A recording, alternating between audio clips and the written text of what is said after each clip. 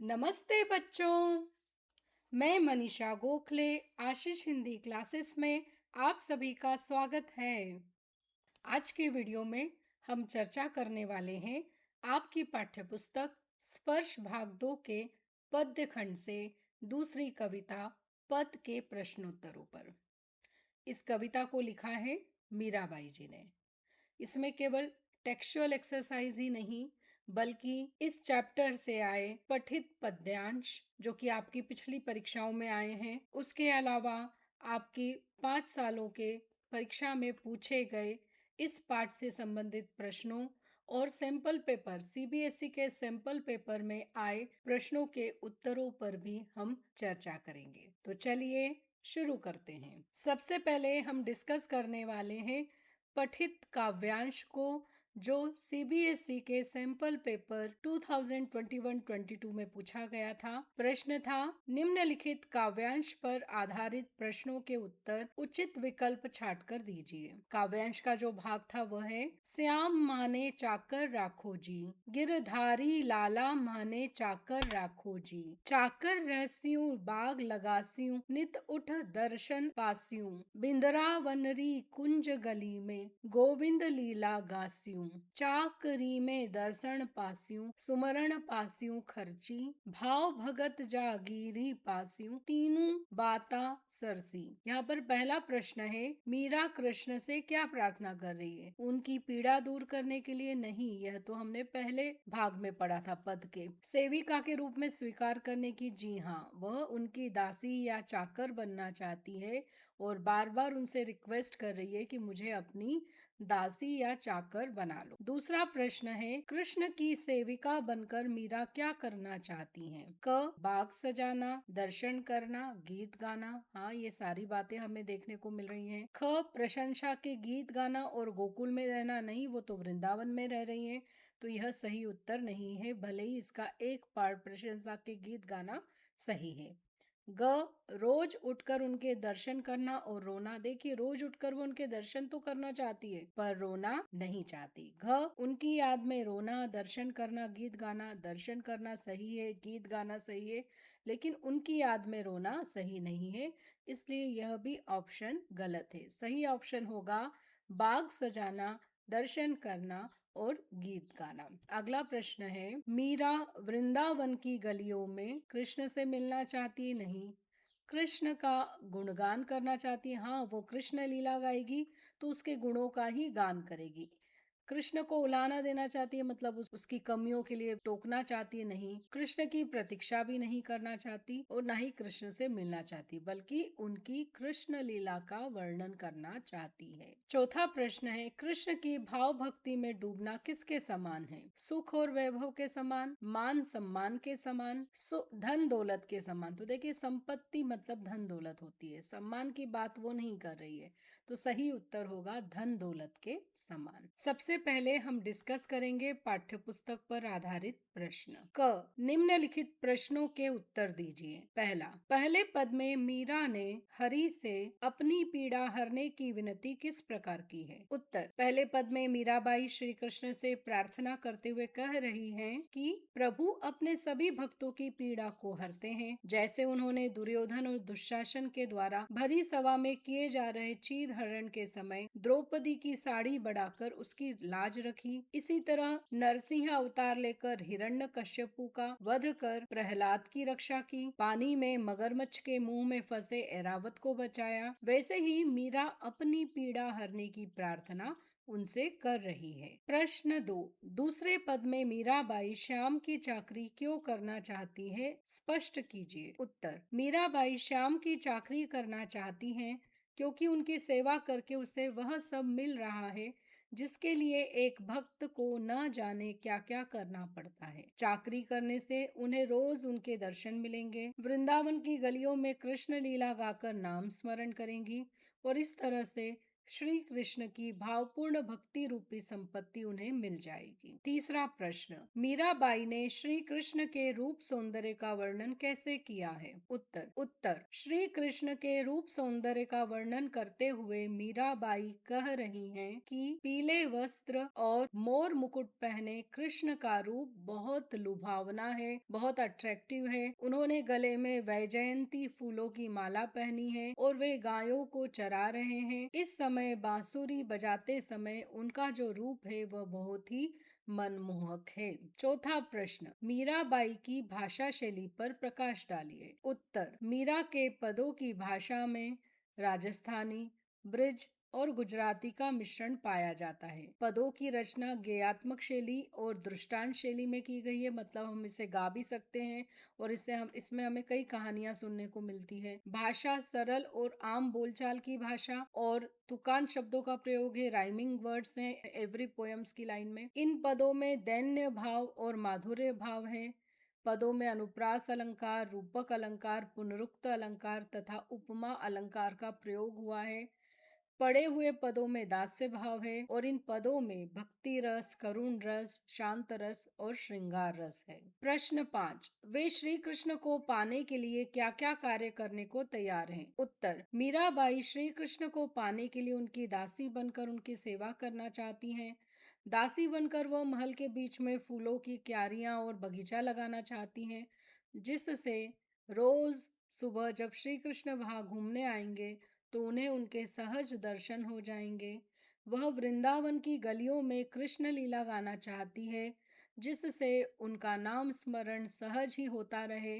वह उनके लिए हर तरह का कार्य करने के लिए तैयार हैं। ख, निम्नलिखित पंक्तियों का काव्य सौंदर्य स्पष्ट कीजिए। पहला, हरि आप हरो जनरी भीर, द्रौपदीरी लाज राखी आप बढ़ायो चीर, भगत कारण रूप नरहरि धर्यो आप शरीर। यहाँ पर काव्य सौंदर्य में एक तो होता है भाव सौंदर्य और दूसरा होता है शिल्प सौंदर्य। तो भाव सौंदर्य में इन पंक्तियों में भक्ति रस की प्रधानता है।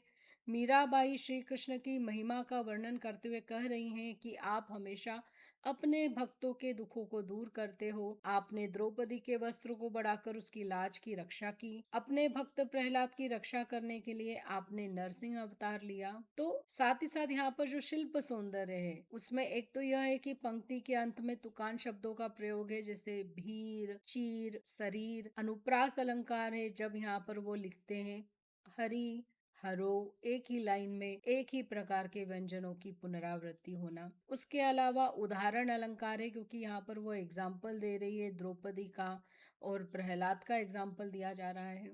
जो भाषा है वो गुजराती मिश्रित राजस्थानी भाषा है। भाषा में प्रवाहात्मकता और संगीतात्मकता हम गा भी सकते हैं, इसलिए ये सारे गुण इसमें विद्यमान है। दूसरा है, बूढ़ तो गजराज राख्यो काटी कुंजर पीर, दासी मीरा लाल गिरधर हरो मारी पीर। तो यहाँ पर काव्य सौंदर्य में भाव सौंदर्य में है कि ये पंक्तियों में करुण और भक्ति रस की प्रधानता है, क्योंकि वो अपनी पीड़ा हरने की बात कर रही है और भक्ति भी है, उसकी ईश्वर में पूरी श्रद्धा है। मीराबाई श्री कृष्ण से कह रही है कि जिस तरह से उन्होंने मगरमच्छ को मारकर उसकी पकड़ से ऐरावत को बचाया था जो डूबने वाला था, उसी तरह श्री कृष्ण से वह अपनी पीड़ा दूर करने की विनती कर रही है। शिल्प सौंदर्य में देखिए हर लाइन के अंत में या पंक्ति के अंत में तुकान शब्दों का प्रयोग है। उसके अलावा काटी कुंजर, यहाँ पर क व्यंजन की पुनरावृत्ति हुई है तो अनुप्रास अलंकार है। एग्जाम्पल दिया है गजराज का, इसलिए उदाहरण अलंकार है। गुजराती मिश्रित राजस्थानी भाषा है। भाषा में प्रवाहात्मकता और संगीतात्मकता का गुण भी है। तीसरा है, चाकरी में दर्शन पासियों सुमरण पासियों खर्ची, भाव भक्ति जागीरी पासियों तीनों बाता सरसी। काव्य सौंदर्य में पहला है भाव सौंदर्य की। यहाँ पर मीराबाई श्री कृष्ण की दासी बनने से होने वाले लाभ के बारे में बात कर रही हैं। उनकी सेवा करके रोज उनके दर्शन मिलेंगे और नाम स्मरण रूपी खर्च भी सहज मिल जाएगा। इस प्रकार उनकी दासी बनकर उन्हें भावपूर्ण भक्ति की संपत्ति सहज ही मिल जाएगी, जिसे पाने के लिए भक्त को कितने सारे प्रयत्न करने पड़ते हैं। तो यहाँ पर भक्ति रस और दास्य रस है, क्योंकि वो दासी बनना चाहती है, इसकी प्रधानता है। शिल्प सौंदर्य देखें तो हर एक पंक्ति के अंत में तुकान शब्दों का प्रयोग है। खर्ची, सरसी। अनुप्रास अलंकार है, जब हम यहाँ पर भ की पुनरावृत्ति देखते हैं। रूपक अलंकार है, यहाँ पर भाव भक्ति को जागीर का रूप दिया गया है। गुजराती मिश्रित राजस्थानी भाषा है। भाषा में प्रवाहात्मकता और संगीतात्मकता है, हम इसे गा सकते हैं। तो ये सारी इसकी विशेषता। अब हम डिस्कस करने वाले हैं पिछली परीक्षाओं में पूछे गए और जो दूसरे इम्पॉर्टेंट क्वेश्चन है उन्हें। इसमें सबसे पहला प्रश्न फाइनल एग्जाम सीबीएसई की जो 25-26 में हुई थी उसमें पूछा गया था। पहला प्रश्न था कि श्री कृष्ण की चाकरी करने के पीछे मीरा की क्या अभिलाषा थी। अभिलाषा मतलब इच्छा थी। तो श्री कृष्ण को पाने के लिए वह उनकी दासी बनकर उनकी सेवा करना चाहती थी। तो मेन अभिलाषा श्री कृष्ण को पाना है।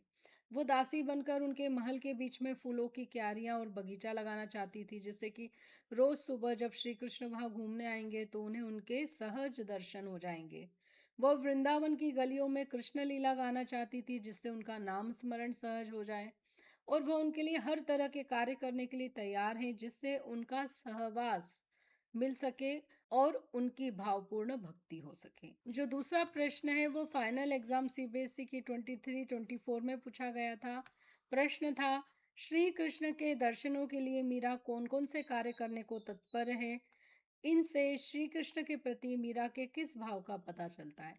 तो देखिए, जो हमने पहले प्रश्न में उत्तर लिखा वैसा ही हम सेम यहाँ पर लिख सकते हैं कि दासी बनकर वह उनके महल के बीच में फूलों की क्यारियां और बगीचा लगाना चाहती है, जिससे रोज सुबह जब श्री कृष्ण वहां घूमने आएंगे तो उन्हें उनके सहज दर्शन हो जाएंगे। वह वृंदावन की गलियों में कृष्ण लीला गाना चाहती है, जिससे उनका नाम स्मरण सहज ही होता रहे। और वह उनके लिए हर तरह का कार्य करने के लिए तैयार हैं। इससे श्री कृष्ण के प्रति मीरा की जो अगाध भक्ति और प्रेम है उसका पता चलता है।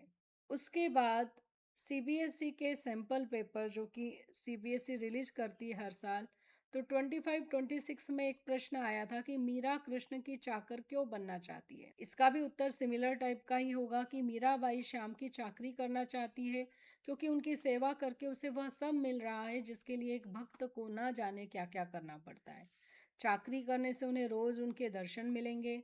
वृंदावन की गलियों में कृष्ण लीला गाकर नाम स्मरण करेंगी और इस तरह से श्री कृष्ण की भावपूर्ण भक्ति रूपी संपत्ति उन्हें मिल जाएगी। तो ये तीनों चीजें जो सहज उन्हें मिल रही हैं, यह पाने के लिए वह उनकी सेवा करना चाहती है या उनकी दासी बनना चाहती है। सीबीएसई के सैंपल पेपर 2023 में एक क्वेश्चन आया था, रविंद्रनाथ ठाकुर और मीरा की भक्ति का तुलनात्मक विश्लेषण कीजिए। तो देखिए बच्चों, रविंद्रनाथ ठाकुर जी की जो प्रार्थना आत्मत्राण इस बुक में है, उसके आधार पर हमें पता चलता है कि वो ईश्वर से जब प्रार्थना कर रहे हैं तो वो उनसे साहस, आत्मबल और आत्मनिर्भर होने का गुण पाना चाहते हैं। वो संकटों का सामना खुद करना चाहते हैं, जबकि अगर हम मीराबाई को देखें तो वो कहती है कि आपने दूसरों की मदद की, वैसे मेरे कीजिए।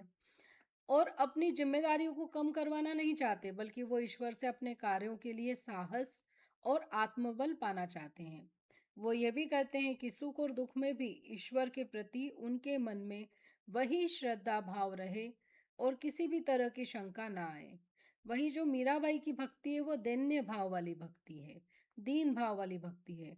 वह श्री कृष्ण को अपना पति और सब कुछ मानती है और उनका सानिध्य पाने के लिए, उनके साथ रहने के लिए वो उनकी दासी भी बनने को तैयार है। उनकी भक्ति में उनसे दूर होने का दुख भी है, प्रेम भरी मनुहार भी है, रिक्वेस्ट भी है, उलाहना भी है।